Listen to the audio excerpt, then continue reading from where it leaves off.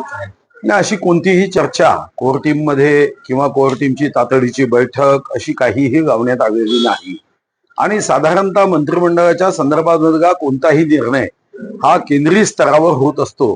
राज्य स्तरावरच्या नेतृत्वांना या संदर्भामध्ये कोणत्याही प्रकारची माहिती अगोदर प्राप्त होत नाही. असा काही बदल होणार असेल तर तो ज्या क्षणी होईल त्या क्षणीच आपल्यापर्यंत पोहोचत असतो. पण माझ्या व्यक्तिगत रीतीने एक राजकीय क्षेत्रात असल्याने आता सध्या काही असं होईल असं माझं मत आहे की आता सध्या तरी हे शक्य नाही.